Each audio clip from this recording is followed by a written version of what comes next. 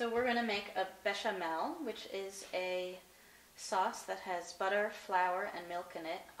It's considered a mother sauce in French cooking. It's the basis for lots of soups and sauces, gratins, fish dishes, and so on. So the first thing we're going to do is start with a hot saucepan. And we're going to add some butter. And you want roughly equal amounts by weight of butter and flour. Okay, the butter's melted, and I'm going to add flour. I think I'll switch to a whisk. And this flour and butter mixture is called a roux.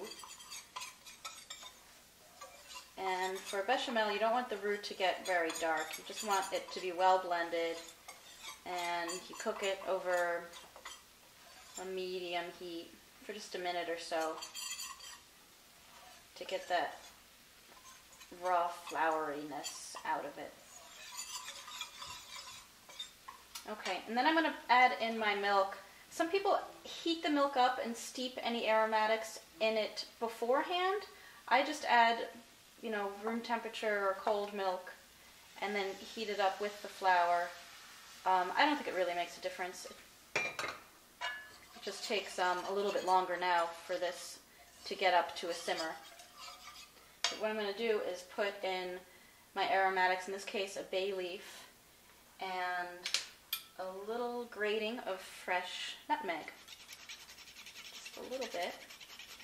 And those are both classic additions to bechamel. And I'll take the bay leaf out at the end. I'm going to bring it up to a simmer. Once it gets to a simmer, it's really going to start to thicken.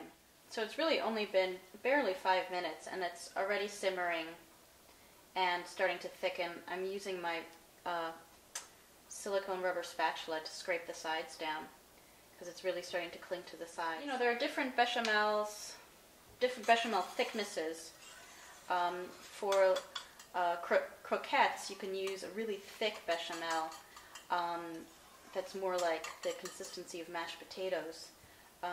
But for the macaroni and cheese and for gratin dishes, you really just want it to be like a thick, creamy sauce consistency. Towards the end is when I like to add the salt and taste it to make sure it tastes good. So it's pretty tasty and it feels kind of thick and rich. So just to show what the final product looks like, it really is clinging to the edge pretty thickly. It coats the back of the spoon nicely. And when you taste it, it has a certain richness and thickness. And I'm going to take the bay leaf out.